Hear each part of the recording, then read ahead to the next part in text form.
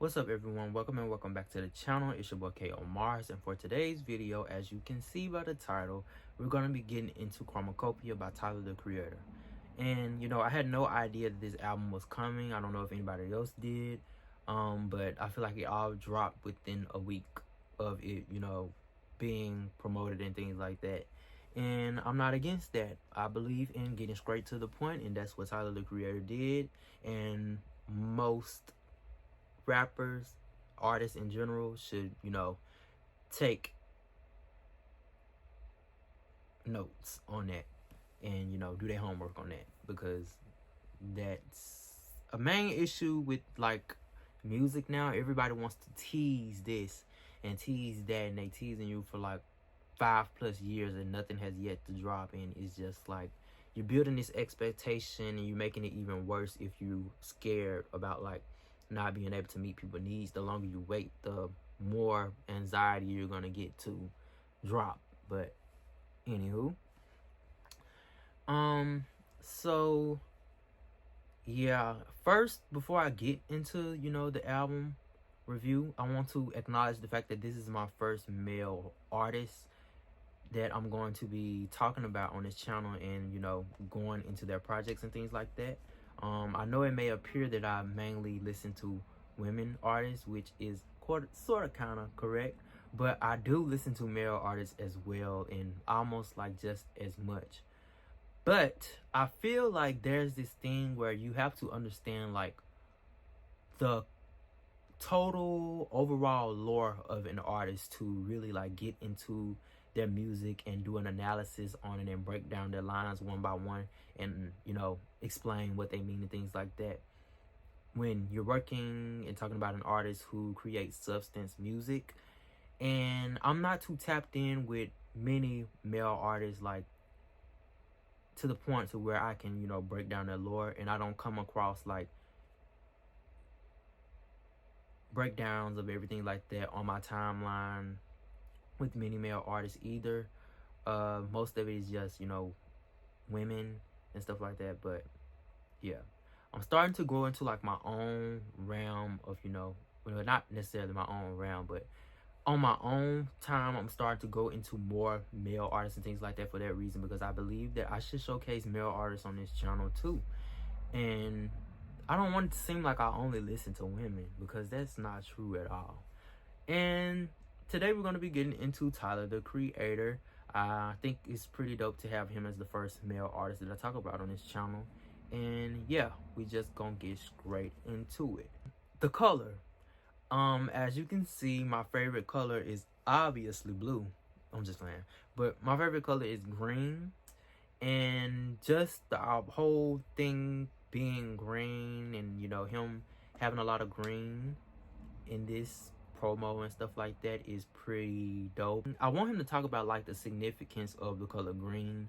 I hope that he does some interviews, because his interviews are always great, and I would just love to hear him talk about like why the color green and why the what's it called, the crates and things like that he has performing on and stuff like that at his $5 shows, which is insane. So now let's get into the song breakdown and analysis.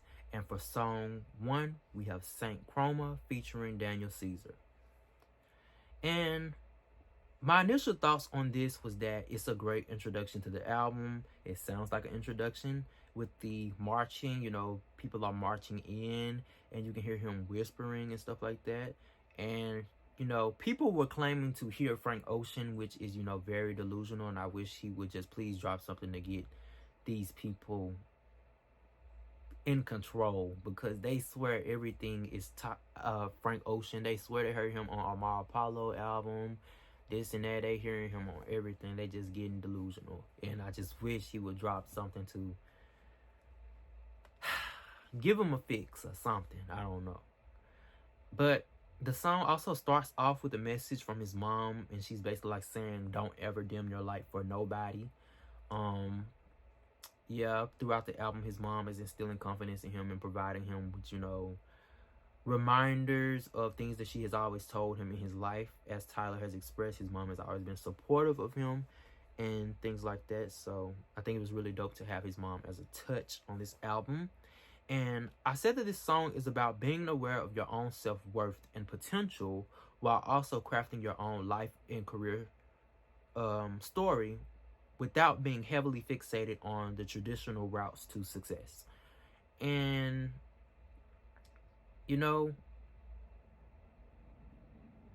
as a creative, you, especially like early on, you have a hard time like realizing that the traditional route is not for you. You're not going to be able to just, you know, get that doctorate degree, get that doctor, whatever degree you need, the MD, whatever, to, you know, become a doctor and do all these trainings and things like that. And then your career is like automatically lined up for you step by step in directions.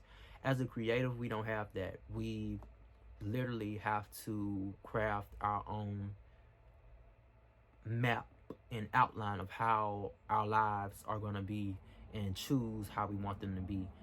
How our life goes is based off every decision that we make based off instincts and experience. And I feel like people don't really like understand that and understand like how much bravery it takes to be a creative in this world, especially in a world where, you know, things are so costly and, you know,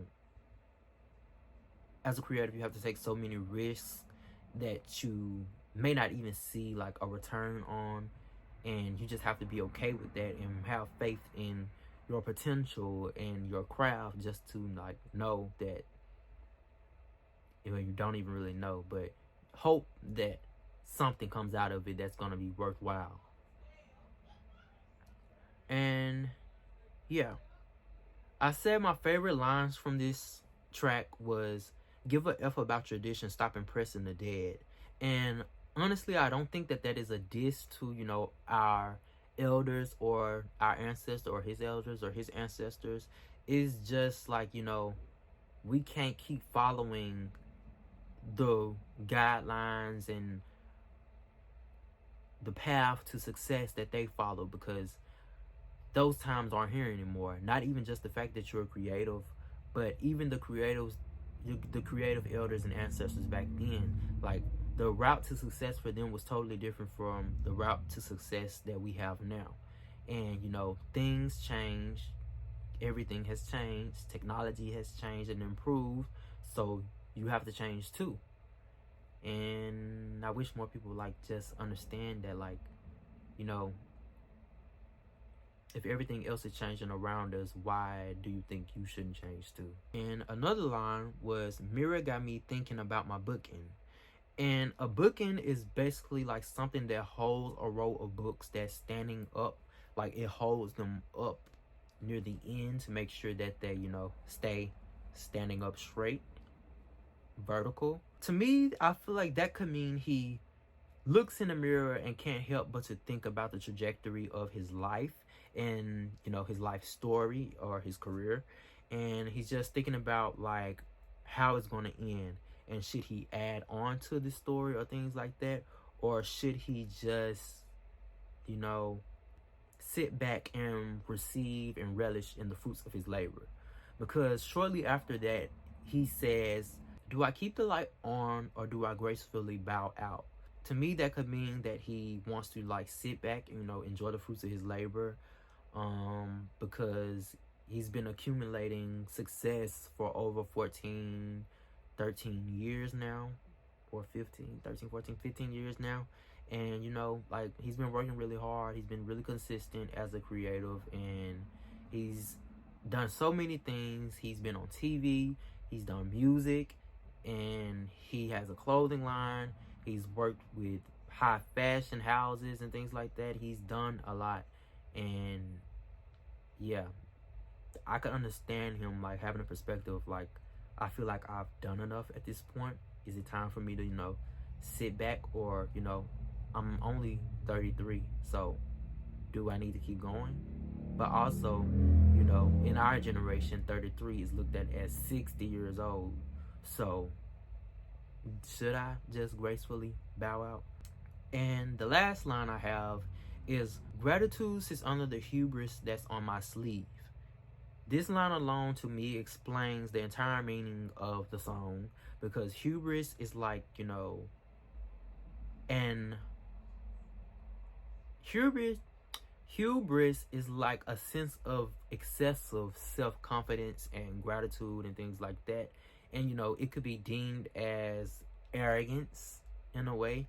And like I was saying, that I feel like the song is just about him, being aware of his self-worth and potential, while also crafting your own life and career story and things like that. Knowing who you are while still going, knowing that you've given a lot and you've done a lot, but also still knowing that you could possibly go even further. Track 2, we have Rah Tah Tah. Rah Tah Tah. Swag, bitch. And I said that this song is basically, him diving into his braggadocio bag that we know him for, trolling and things like that. It's like opening up a bit. He does this a lot on the album. He opens up a bit and then he gracefully backs back and closes the door, and cheers himself on, like uplifts himself even after he has spilled his heart out to us in ways that we don't really get out of him unless it's in an interview or it's in his music. And I say this is very similar to like trying to keep yourself from not crying, and not necessarily avoiding your emotions, because he's addressing it, but he doesn't sulk in it, and he doesn't want his listener to sulk in it either, I suppose. And I said my favorite lines from this song was "never in the Hampton D riding in the white fit," and that's shade to Michael Rubin's annual all-white party where celebrities come up and they network amongst each other and things like that. And I don't want to get any more into that, but yeah. Second line I have is "I flood this, I flood that, I swim good, I'm Pisces." I only said that it's one of my favorite lines because Tyler and my mom share the same birthday, March 6th, and they both are Pisces. And Pisces are extremely emotional people, even though they try to pretend that they're not, which is why it's so funny that I said about this song is that he gracefully like bows out of like being emotional in his last song to going back into talking his stuff and uplifting himself, as if he didn't just pour his heart out to us. And that's something that I found common amongst a lot of the Pisces that I've come across in my life. And yeah, my last favorite line from this song is "the biggest out the city, word to Kenny, that's a fact now." Basically he's just stating that, yeah, I feel like I've made it. Kendrick, I look to him as an icon from not just the city, because they're not from the same city, but I look at Kendrick as an icon. He's a legend. He's made it, and now I can say that I've made it. I feel like I've made it in ways that he has and things like that. And yeah. Track 3, we have "Noid." And I said that this song gives me the feeling that I got when I first listened to "She" by Tyler, the Creator, featuring Frank Ocean, where it even has like the ad-lib of "who's at my window" instead of "he's at your window." It just has that same creepy, eerie sound and feeling to me. And I said this song is about how he's dealing with being an icon and how the parasocial relationships make him paranoid at all times, and even romantic relationships makes him paranoid because he's unsure if they're actually there for him or there for an opportunity. Tyler has always made songs and has addressed his relationship like with his fans and just people in general, and how he's always like felt paranoid and felt like people are out to get him, and he will get you first before you ever get to get him and things like that.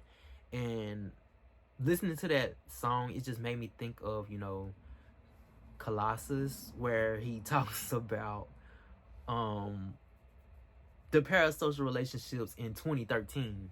And I can only imagine that it has gotten worse now, that people have more access to like information on artists and things like that, and they feel more prone to expressing that they know you, and you get clout now off, you know, creating these scenarios and stuff like that, and stories by making it seem like you know them and things like that. And it's weird, and to Tyler the Creator, it has already been weird even before it got to this point. So now that it's at this point, I know that he's already expressed. So it's not that I'm imagining that. I notice he has said that he doesn't like it. He doesn't like when people come up to him and they want to take pictures all the time, instead of just living in the moment with him, having a conversation with him, saying hi, hello. They just want a picture.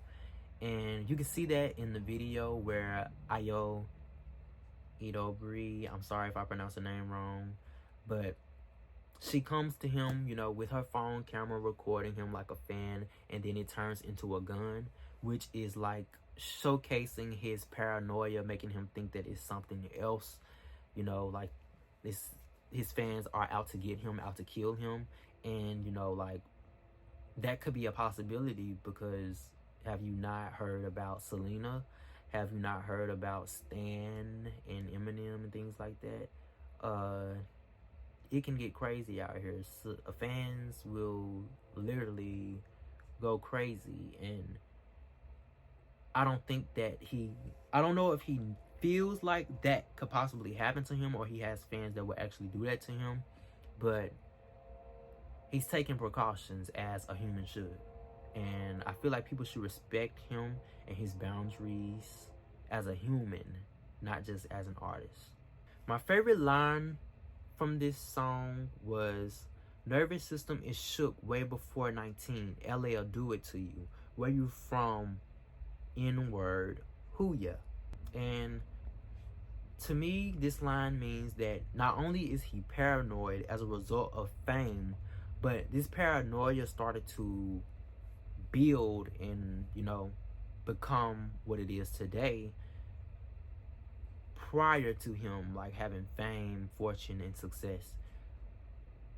Growing up as a creative and an outcast, somebody that's totally different from the environment that you grew up in, it causes people to have eyes on you at all time, and always want to like provoke you and seek interest in you, and, you know, press you just because you're different. They don't understand why you're that way, and they try, it's almost like they try to feel like, it seems like they're trying to figure you out and things like that, but some of them are just really, really curious, and it's to the point to where like it has no end goal. They just want to know things. They just want to know why, and giving them a reason isn't enough for some reason. And I experienced that myself too, as someone who grew up, you know, in the hood. And I am not a product of my environment, because I wasn't out there with them. I was in the house. I was on YouTube. I was on Vine. I was on not TikTok. I was on Musical.ly. I was on Tumblr. I was eventually on Instagram. I was studying DVDs, music videos, fashion. I was not doing what people my age were doing. And that comes from having strict parents, and also just like not having a desire to be into all that naturally. In track 4, we have Darling I, featuring Tizo Touchdown. And I forgot to mention this when I first started the video, but I first listened to this album the day that it dropped, while getting ready for work. And once I heard Tizo while I was in the bathroom, you know, putting my clothes on and stuff, I was just immediately excited to hear him, because I love Tizo Touchdown. I feel like he's the new generation Ty Dolla $ign. Hear me out. I'm not saying Tizo is similar. I'm not saying Tizo and Ty Dolla $ign are, in a way they are similar because of the effect they have on music and how everything that they add to a song, it makes it better. But Tizo is his own person. So be calm when people compare artists. It's not comparing them in a way that like he's better, this and that. But anywho, yeah. I feel like they both are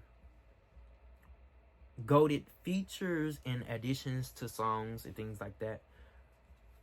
Every song that they're on and featuring on, they, add quality to it and they make it even better than what it is. And that's not always a thing when it comes to like most artists. But with Ty Dolla $ign and Tizo Touchdown, it feels like a given. Once you see their name, you know that the song is going to be good. And the mouth pops on this song, like it sounds like Drop It Like It's Hot, by Snoop Dogg and featuring Pharrell. And I believe that was a sample.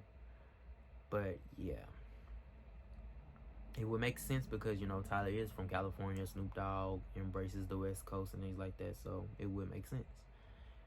And I said that this song is about being unable to settle down and be in a monogamous relationship because he enjoys different things from different people, as he stated in the song.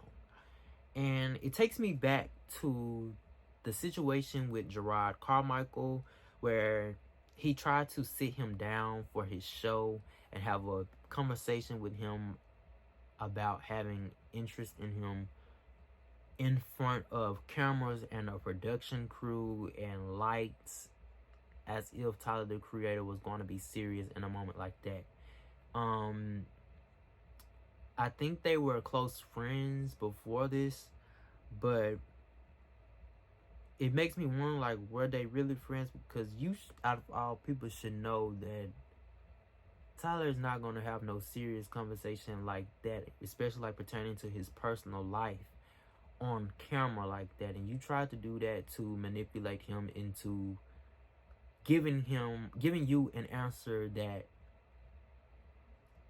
you want, and that I'm pretty sure you all know about it, but that did not go in his favor at all. And I feel like he deserved to be trolled and have his face played in just for doing something like that, because you played in Tyler's face doing that. Like, that was very disrespectful and weird. You shouldn't want to have a conversation like that in front of a production crew and amongst the hundred thousands or even millions of people that are going to watch it. Well, millions who saw the clip now and calling you all types of names.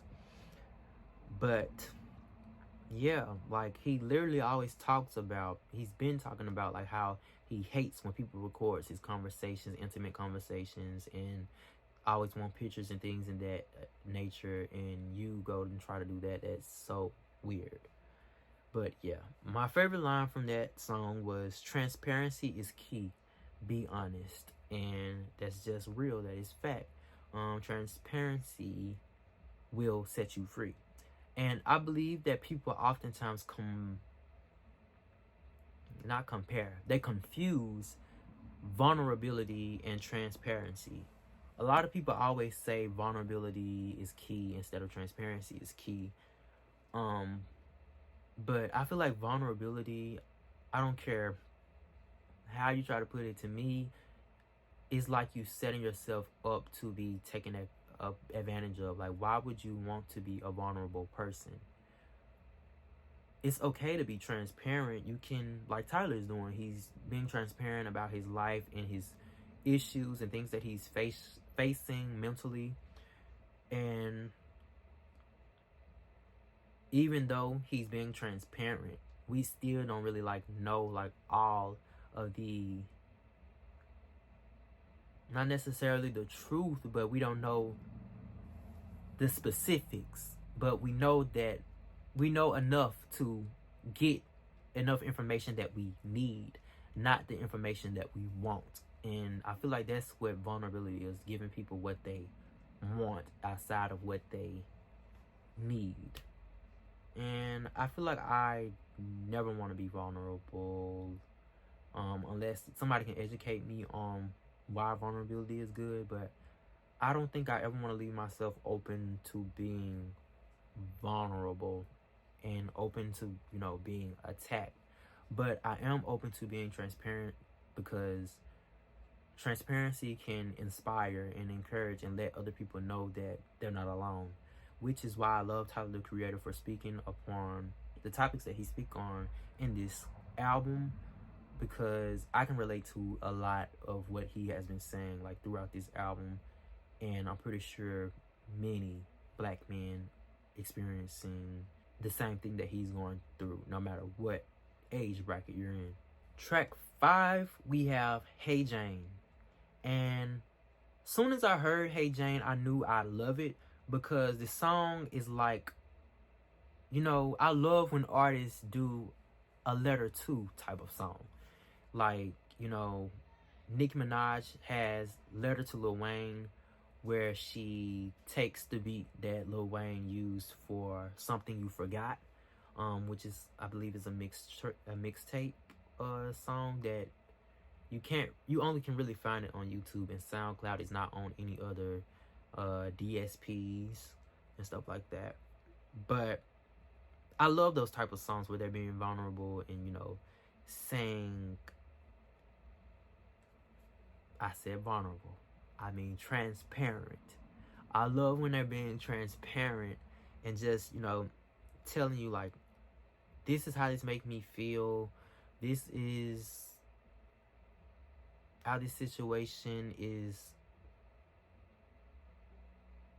turning me mentally. And I just want people to know that, yeah, I gotta get this off my chest. Not even if it's just for y'all, but like for me, I have to get this off my chest. I have to say this out loud. And this also shows like his Eminem influence, because it's kind of similar to Stan, even though the context of it is not really the same. But the fact that he has parts of this song where he's talking to himself, he's talking to Jane, and Jane is talking to him.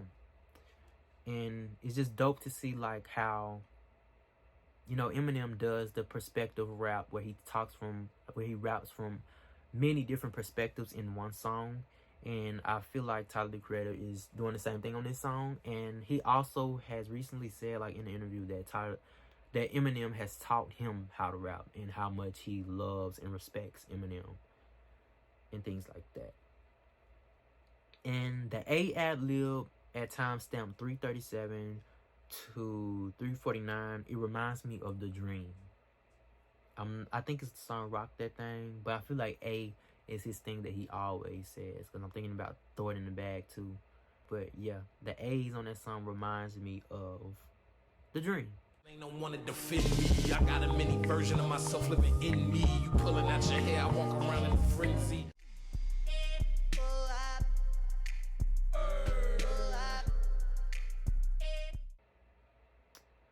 And I said that this song was about, you know, it's simply a scenario on how many babies are created as a result of two humans having superficial interests and comparisons on purpose by accident. Meaning that people purposefully lay down as if they don't know what's going to result out of them laying down and doing things like that. And then they agree to, you know, keep the baby and things like that because, you know, well, we're going to get into it. But they agree to keep the baby and things like that because of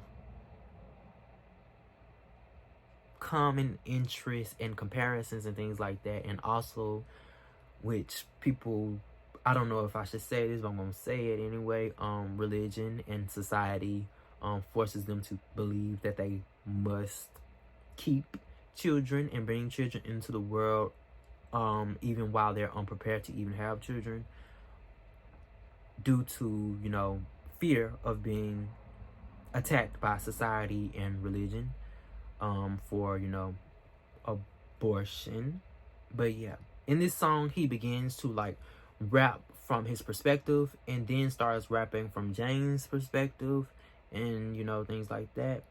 And also, Hey Jane is the name of a healthcare company that provides abortion related services. So clever, his mind.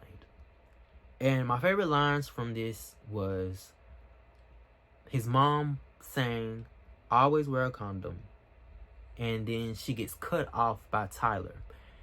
And he starts his verse with, you know, hey Jane, this and that, you know, he's excited about the news of them, you know, getting ready to have a baby and things like that. And I said that the cutoff itself, it like shows that how you can know right from wrong and be told right from wrong, and how your mistakes can be avoided, but you still end up making wrong decisions because life can be led by emotions over logics. Meaning that, you know, we're a lot more emotional driven people than we think. Like, although we do think that like there's logic behind the things that we're saying and things like that, our emotions have led us to believe that that is logical and that everybody has the same logic, when that's not true. Your emotions have you feeling like this is the proper way to, you know, react or, you know, just interact with certain situations and things like that. And my second favorite line from this song is, your hair long and your legs long, and we can both relate to the fact that our dad's gone. And this is where I said we were going to get into it, but we was going to wait to get into it. And this is like an example of how people agree on having children over the most basic things that they have in common, like certain physical traits and shared trauma.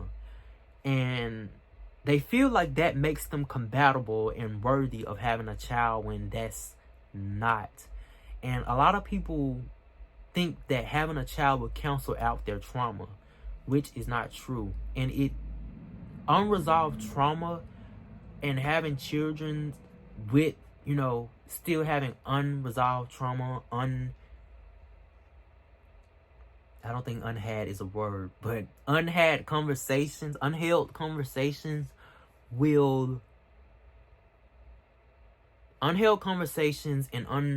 and no clarity on like certain situations when it comes to like your parents and y'all's relationship and anything like that in your childhood trauma and things like that, it will make you create more trauma in your children's lives. No matter what you do to try to cancel it out, it will always result into more trauma. Like my mom, I'm just gonna say it, she talks about how growing up, like childhood wise, she didn't have like she was poor. She was extremely poor, like lower middle class. And she would get bullied based off like her circumstances and things like that.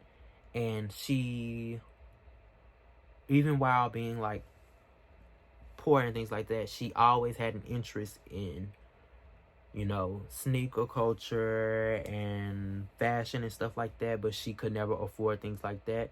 And someday, you know, I'm not gonna tell her story all the way because that's her story to tell, but you know, it was really bad for her.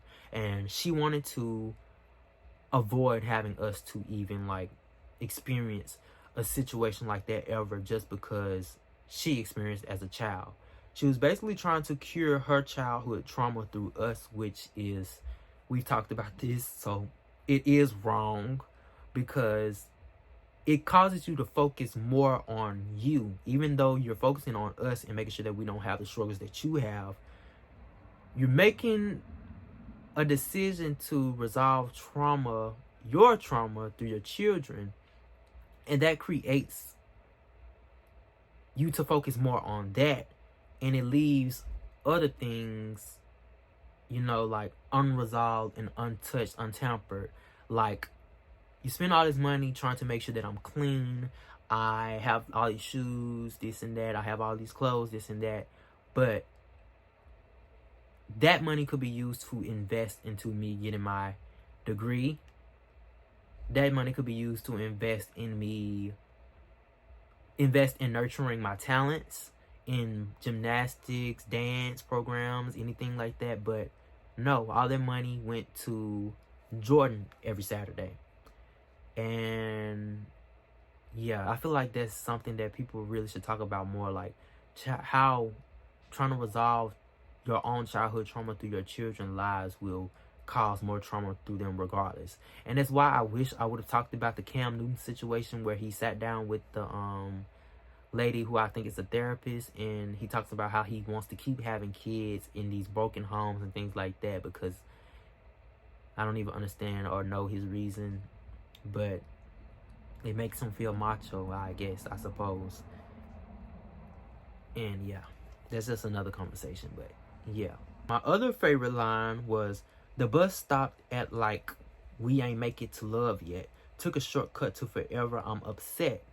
And to me, this line means that still learning each other, and later address that this isn't a good foundation to have kids on. And you know, once you have that child with someone, you are bound together forever by DNA. No matter if you're still in contact with that person or ghosted by the person or anything like that, the child that y'all create is a combination of both of you. And you're gonna see that person and yourself in that child. And you can't take that out on the child. Just because you hate that person and things like that, or you can't pretend that they're them. They're also you too. And yeah.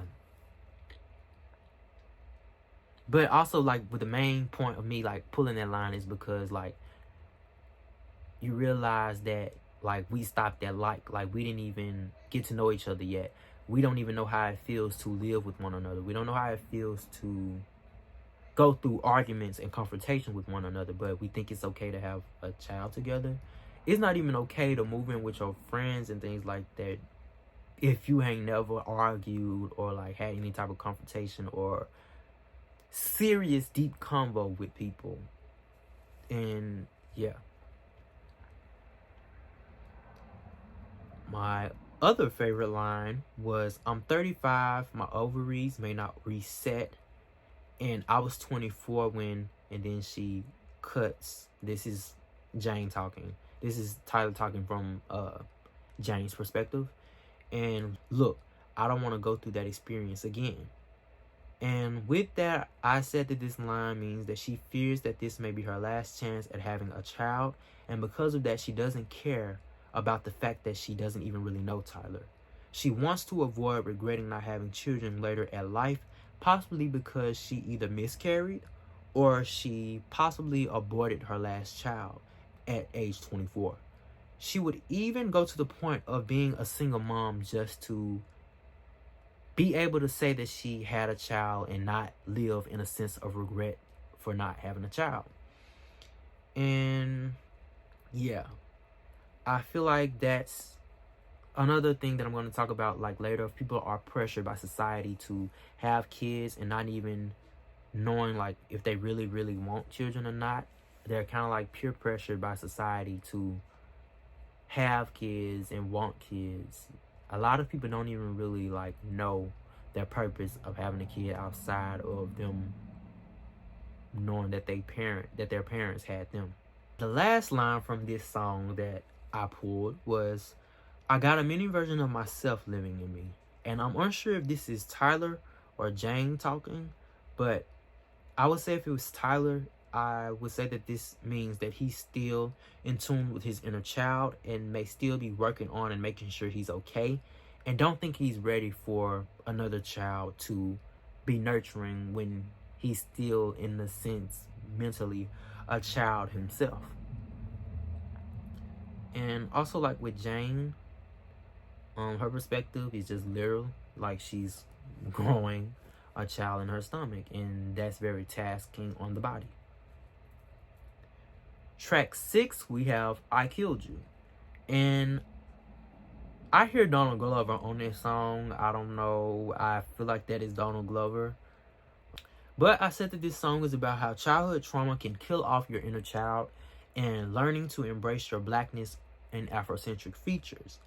And growing up, I witnessed so many people, especially like in my family, like kill off their inner child and just let life beat them up and things like that. And I feel like it's so upsetting to see people like fight off their inner child. And I try my best, like when I'm around people, to, especially like in my family, to bring back their inner child and to allow them to let their inner child flow freely through them, and escape life and how tasking life can be on the mind and the body and the spirit. But yeah, my favorite lines from this song is, finding out a couple knots was a map, we escaping them routes right on the scalp. And this is like referencing when slaves would create like maps and escape plans through like the braids on people's hair and things like that. Like that's how they would map out and plan their escapes, like literally putting an escape plan on someone's head through with braids. In the second line, he says, aunties, grandmas, sisters, mamas, darker skinned womans, got you, B. They killed you. Uncles, daddies, brothers, sons cut by one. The ish begun early, B. They killed you. And it's basically like saying like how your family could be your very first bullies. And, like your first bullies are at home. And they can really like create the way that you view yourself, and they literally start and initiate the internal warfare that you have like with yourself before you even like get into like the real world and things like that. And I feel like that is so real and so relatable. And because like even though like they do this, it's not, in some cases, but in my personal cases, I know that it's not intentional. But, some people just have unresolved trauma themselves, and they don't want you to go through like what they go through. So they throw their insecurities upon you and things like that. And it can be hurtful and really like cause you to go through like internal warfare, as I've already said. Track 7, we have Judge Judy. This is not my favorite song on the album, honestly speaking, but I really do love the production. And I said that this song is about not judging someone based on their past, kind of because you know how it feels to be judged on yours all the time. He basically finds the female version of himself who's also not ready for commitment and, has issues with commitment. And he now gets to experience himself from the outside, not just internally. And this can also like make him see like, this is how I make people feel. So I'm not gonna judge you because I know I make other people feel this way. I don't want to feel bad for what I do. So why would I judge you? Track 8, we have Sticky, featuring Glorilla, Sexy Red, and Lil Wayne. And I love the cheerleaders, the stomps, and the school band sounds on this song. It just really sounds like someone having a pep rally or just running through a school hallway and things like that. Like, this is very, not necessarily High School Musical, but I see High School Musical when I hear this song. And I said that this is another braggadocious track to alleviate us and even himself from, all the deep introspection. And yeah, I really like the song though.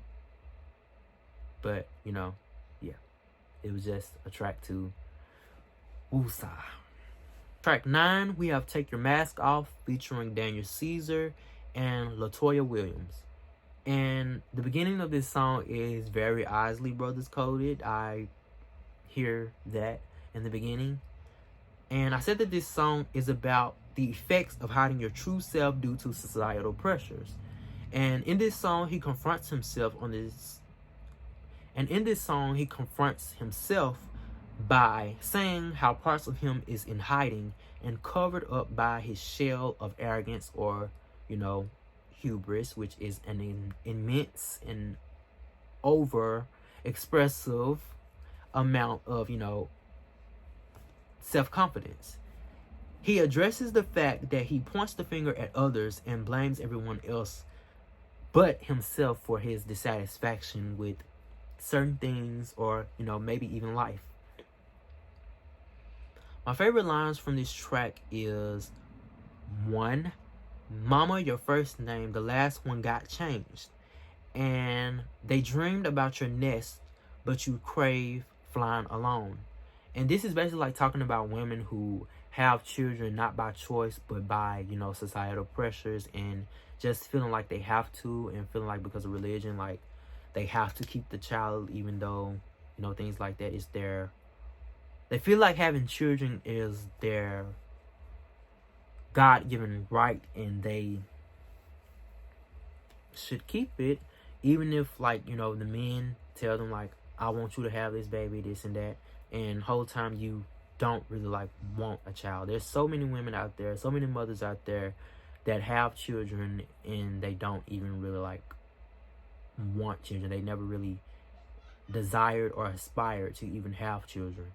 And this is why we have so many cases of child neglect and abuse, because so many mothers and fathers have children that they never really even wanted. And this is also why we have so many hurt and bothered people in life that just are victims of child abuse and neglect because their parents didn't want them, and they took all their anger out on them because, society and men and religion has forced them to believe that, they should keep this child. But you know what you're getting into regardless when you lay down and do what you do to have a child. So that's not an excuse. But anywho, Tracee Ellis Ross recently talked about how, firstly, Tracee Ellis Ross is a 52-year-old woman who, she's an icon, a fashion icon. She's a TV icon personality. Everybody knows Tracee Ellis Ross for herself, not because of who her mother is. And she's also a person who, is in her 50s and hasn't had a child because she feels personally that she doesn't need a child. She doesn't want a child because she spent a lot of her time mothering, mentoring, as most women do naturally before even having children, the world. And she feels like that's motherhood within itself. Women are naturally born into being mothers. As soon as you're born, like, period, before you even have, like, your own child, you're expected to be a mother, which is why a lot of people were upset with, what is that lady name? Drew Barrymore, when she called Kamala, we need you to be Mamala. Yeah. But in our country, we need you to be Mamala of the country. Because a lot of black women especially are looked at as mother figures, and this stems back to, like, slavery days. Like, they would be considered as big mama and things like that. Like, they would be taking care of their slave masters' children, and the children would build a connection with them more than their actual mothers. And yeah, stop judging and feeling like you are in control of women's bodies, because you're not, and it should never be that way. And yeah, another favorite line is, "Boy, that therapy needed. I dare you to seek it, but I'll lose a bet." And more than likely, he's betting upon himself that he can pull himself out of a depression or just any type of negative emotion that he comes across. And I can relate to that, especially, like, with my experience, like, being in therapy. I was always, like, trying to avoid going, until my mentor was like, that's your mind, and that's the enemy and the devil trying to tell you that you don't need to go. And you got to quit betting on yourself to not go, and that you can pull yourself out of this, because you cannot pull yourself out of everything. But when I went, I felt like they didn't really like help me. I feel like they was just trying to get to know me and just wanted me to, it felt good to talk about things and just get it out and just explain my lore to someone and have them like learn me. But I feel like they were kind of sort of getting like some entertainment out of it. Like, there are some people, and I feel like people who become therapists, they enjoy taking on other people's trauma for some reason without providing you with any type of resolution. They just want you to like get it out, and you just want to also get it out, which is why I feel like a lot of us should resort to creating more art and things like that, and do more storytelling and things like that, rather than well, I'm not gonna promote not going to therapy. If you need to go to therapy, go to therapy. But me personally, I feel like I was just spilling my heart out and emotions out with nothing to gain from it but having someone else know my lore. And I feel like I feel better doing that when I do it through art and storytelling rather than, going to therapy. But by all means necessary, please, please, please go to therapy. Even though I had like a negative relationship with therapy, I do eventually want to go back to therapy once I have access to it again. Because they say therapy is like dating. Like, you have to constantly find people and try different therapists to figure out who is the best one for you. Also, you can't turn everything into art, so go to therapy. The last line I have from this song that I pulled was, "Your respect won't be given till we post in your death. It's fear you wish you got flowers sent." And this is Tyler just basically like admitting that he does feel a way about like being left out of the rap conversation, because out of like all people like in rap and things like that of his generation and things like that, he truly loves rap. He truly loves the craft. No matter how much people try to call him a coon, this and that, he protects rap way more than even people we look at as the greats from, culture vultures and things like that. He really loves the culture of rap. He really loves music. He really loves his artistry. He loves rapping, and he respects it. And a lot of people overlook it because of, his trolling and his antics and things like that. But like he said recently, like, there was always artistry behind it. Like, even though he trolled and things like that, in his music you would hear how serious he would be, and how, just overall, like, how serious he is about rapping. Like, the wordplay was always there. The musicality was always there. The double entendres, triple entendres, the production, he was always caring about rap. Track 10, we have Tomorrow. And I said, does anybody else like realize how much Tyler the Creator uses Little Dookie Booty to like try to reference an imaginary person? Like, he always saying Little Dookie Booty, this Little Dookie Booty. He always saying that. But yeah. But this song is about the feeling of time passing by, and it can't really be overlooked, because you see your surroundings changing and people aging around you, and you even feel your own energy changing as you shed layers of yourself every single day. And it's also like him embracing like not wanting anyone to have expectations for him, but not having expectations for him, like expecting him to like have a child and things like that. Like, because as he expressed, like, in the beginning of the song, he had his mom in the beginning of the song saying, like, in an older voice, that she wants a grandson, she wants a grandchild, and things like that. And he's just like, I don't know if I can give that to you, because I don't want that. And, it'll be easy to just have that child and, give it to her just because she wants it. But, she's aging too, and, who's to say you're going to be here forever to take care of the child, God forbid, but he will also feel guilt by doing that because, you know, once the child gets older, he's not going to have any recollection of being with them, and that's going to develop trauma even if he is really taken care of financially and, you know, by the grandma. He's going to feel like his grandma was his parent and his all and things like that. And, you know, Tyler doesn't want to have the guilt of being a deadbeat father. My favorite line from this song was, "My mother's hands don't look the same. These jet black strands are turning gray." And this is basically just him using signs of aging to show that time is clearly passing by. Very beautiful. Track 11, we have "Thought I Was Dead" featuring Schoolboy Q and Santi Gold.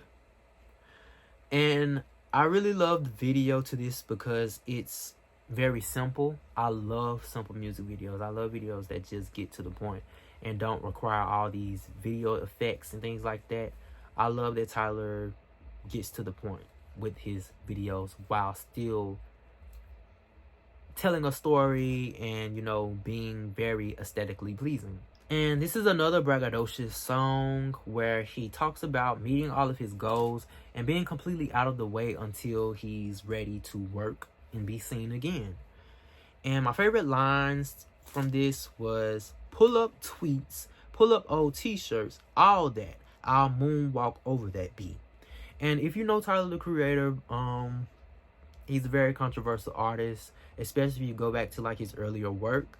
He said some very questionable things, but we also were growing up in a time where cancel culture wasn't really like a thing, and dark humor was very like embraced. Like, we all were raised up on the Wayans brothers, and they built our sense of humor, which is why I don't understand why they're coming out with another scary movie, because they're not going to be able to get them jokes off unless, you know, they do.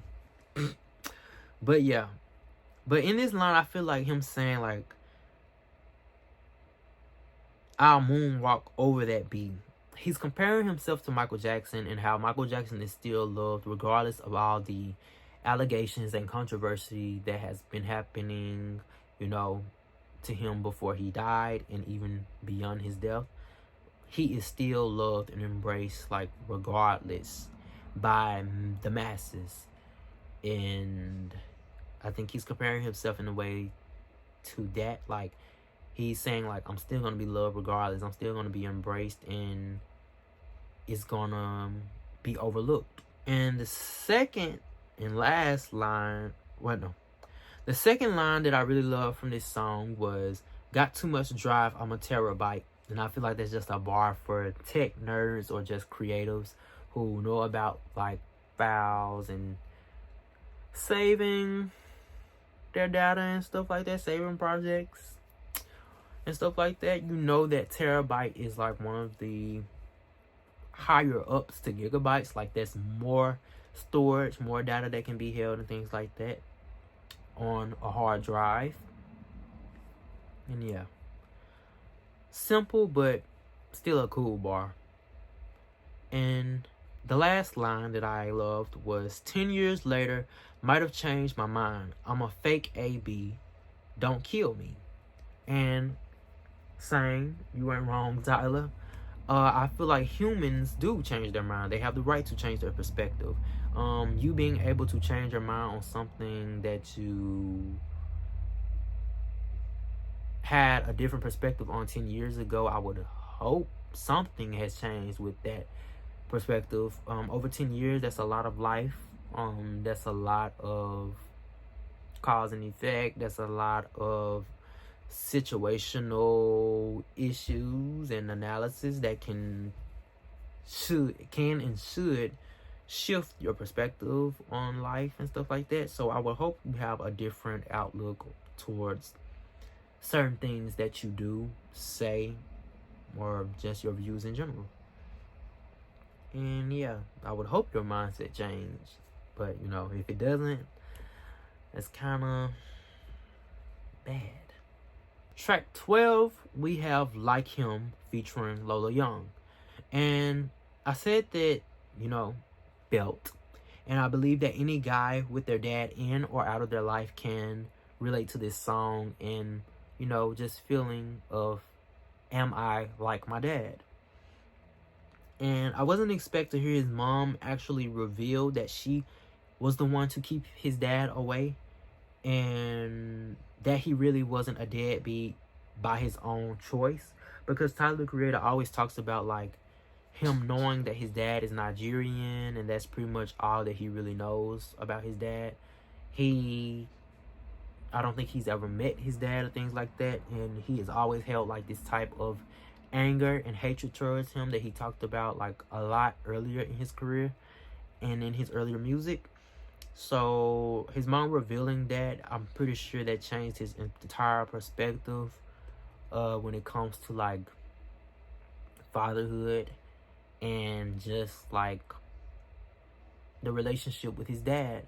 And it makes me like wonder, like, does this make him want to like source his dad and outreach him? Which is, I believe in this song, this is the song where he says like, I'm feeling like I'm searching for a ghost. And it makes me like believe like he's probably like now, after learning that, he's on the search for his dad, and he wants to know his side, and he wants to let him know that he forgives him or something like that. Maybe his search has already begun too, and he can't find him. And I said that this song is about always being reminded of how you're so much like your dad, but you seem to be unable to see, the similarities. And yeah, that's pretty much all I have for that song. Very, very dope song. Definitely one of the songs that almost had me on the verge of tears during the first listen, because I wasn't expecting to hear that and, relate to that as heavy. But as I said in the beginning, I feel like every guy can relate to that, whether their dad is in or not in their lives. Track 13, we have Balloon featuring Doechii. And I don't remember if I mentioned it or not, but I was listening to the song while getting dressed and ready to go to work.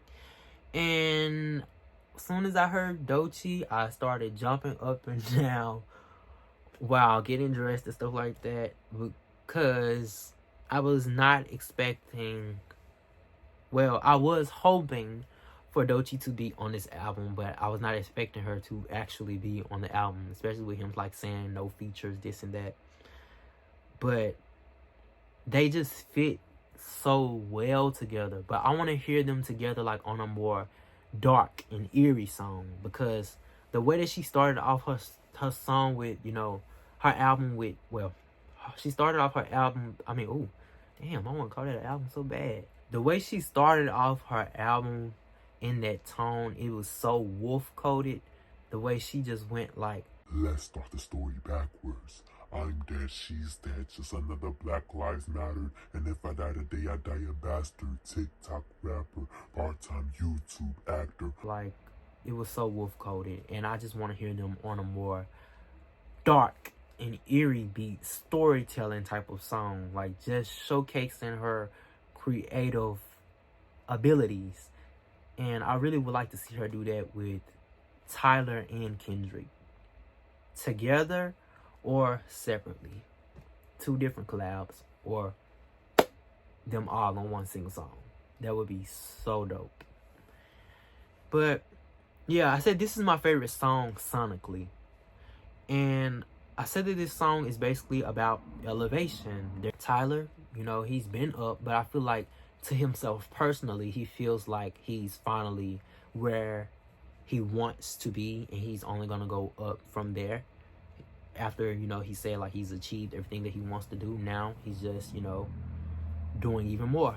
And Doechii, I feel like she's finally being embraced and seen as a rapper, especially like after she released her mixtape Alligator Bites Never Heal, where she basically only is rapping on that song. Well, no, she ain't only rapping on that song, on that album. She's showcasing her rapping abilities to now, like, people should no longer question, like, this girl is actually a rapper. And I feel like it's not her fault for people misconstruing the fact that she can produce pop hits. Letting that misconstrue them from the fact that she was signed as a rapper. That's why you're supposed to go do your research and listen to her past work, because she's been rapping even before Alligator Bites Never Healed. That's why she was signed as a rapper. And yeah, people just lazy nowadays. But yeah, this is definitely a song about elevation in life and career. My favorite line from this song is, "Why I work so hard, my soul profits." And I felt this because it feels so much better to earn things through work rather than through connections, because through connections, anything that you get through connections, people feel entitled to it, and they feel entitled to your success. No matter like when they provided you with that connection, even if it's earlier on, they're gonna feel like even 15 years later you wouldn't have been where you are if they didn't give you that connection. And I feel like that's something that I try to avoid, because I don't want nobody to feel like they made me. Because no, as much, even if you do like put these grand people into my life and allow them to see me for who I am and my talents, I'm still gonna do the work regardless. It doesn't stop there. Them seeing you, it doesn't stop there. You still have to work. Not one person or few people can change a life like that without, anywho. But yeah, I want to do everything the right way and the God way, to say the least. Other line is, "Why I hate small talk, I like topics." And this is something that I really, really feel, and why a lot of people who know me, they always be like, in school, they would be like, "You don't talk much, you don't ever say nothing, this and that." And it's mainly because y'all not saying anything worth talking about. Even at work, like, I don't want to talk about people, drama, things like that. And it's like conversations people have, like, you're not talking about nothing. There's no substance in this conversation. And I feel like I am very talkative, which is why this video is almost over, well, it really is already over an hour long, is because I like having things to talk about when it pertains to topics. And which is why I find it weird that I struggle to even like start my YouTube channel, because I can create my own topics. But I felt like I wouldn't be able to do YouTube because I don't have like this crazy life where I'm going out every single day vlogging this and that. And to me, that's very like, it's surface level. And for me, I just like doing a deeper dive into stuff and just creating think pieces and all of that. That's what I like to do. That's my type of conversation. That's my type of party. That's what I like to do. I can't help it. He also has this line where he's like, "House shopping, I'm a pig, I love copping." And I think that's a fire bar. He's, calling police pigs, which most people already do. And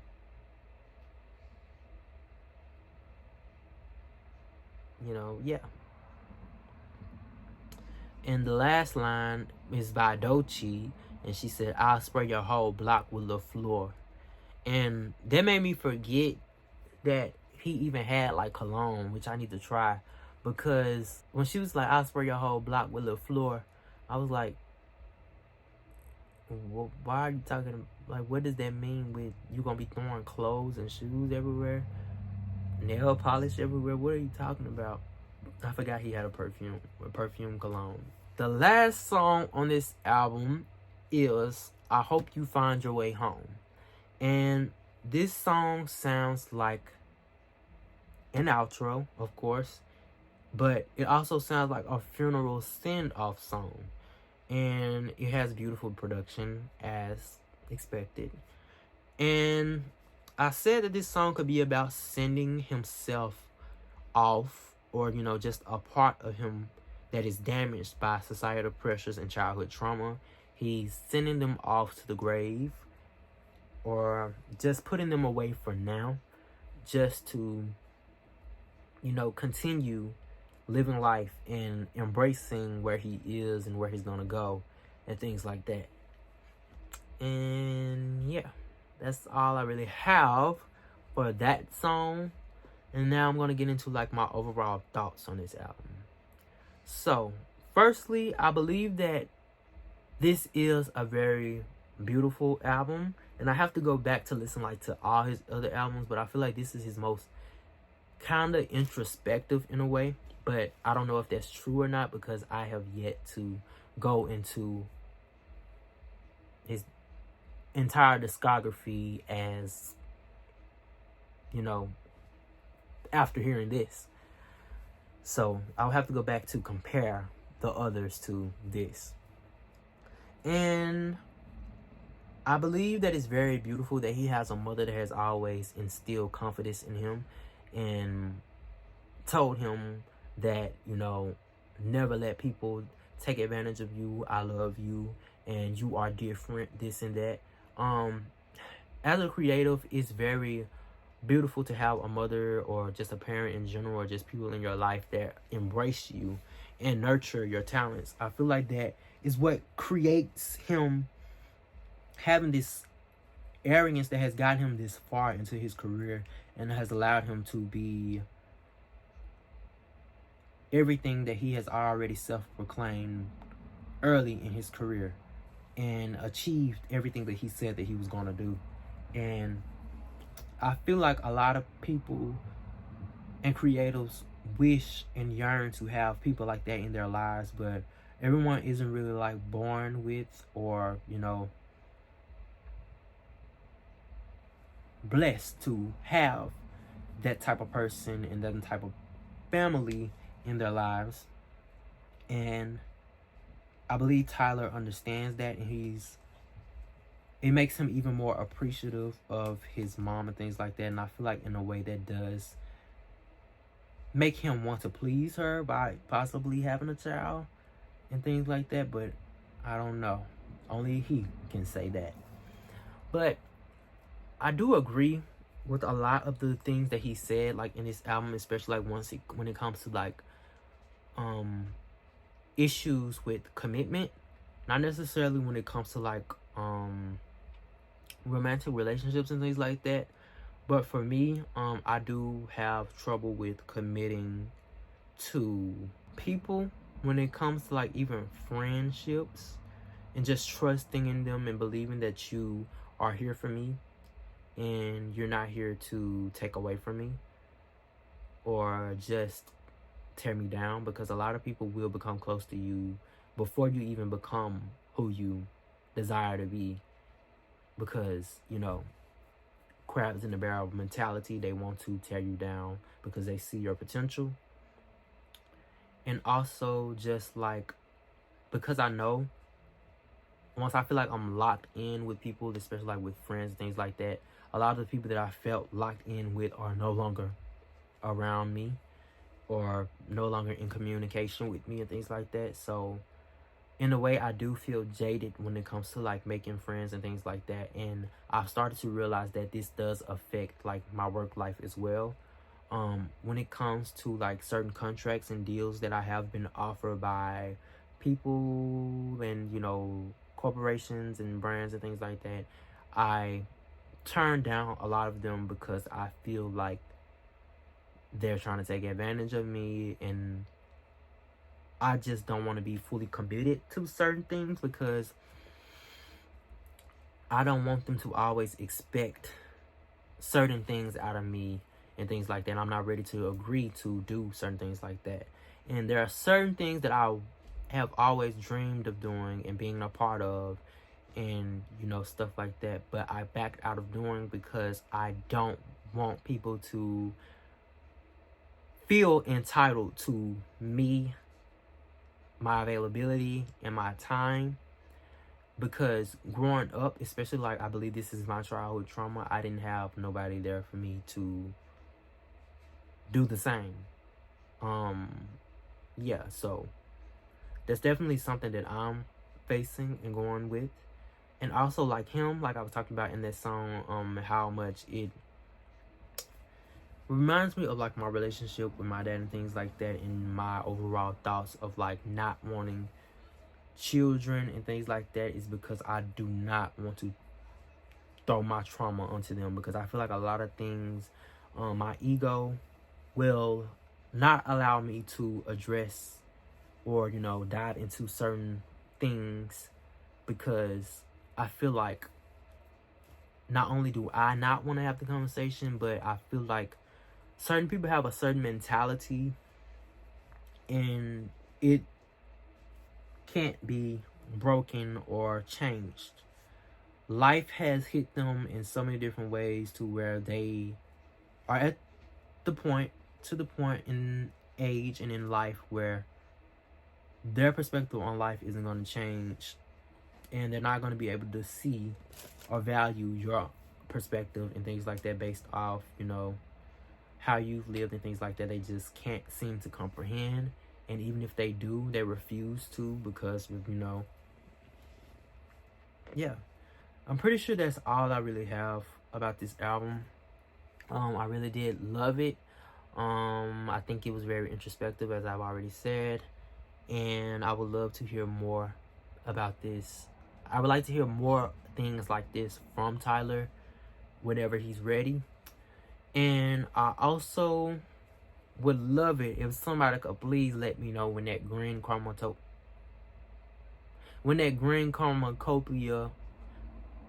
hoodie bundle comes back again, because I need that hoodie. I don't have any green hoodies, and I want my green one to be that Chromakopia hoodie. That hoodie is so dope. I wasn't expecting it to sell out before the album even dropped, but it did. So yeah, I'm gonna keep looking at the website to see when it restocks, but please somebody let me know if it does. But yeah, I wanted to really sit with this album before, you know, putting up my video and things like that, because I really could have done it the next day. But I just wanted to sit with it and just, you know, listen to it some more and things like that. But I feel like this has been enough time for me to, like, officially talk about it. And I'm pretty sure, you know, I have more things to say, just like I do have more things to say about the Alligator Bites Never Heal album.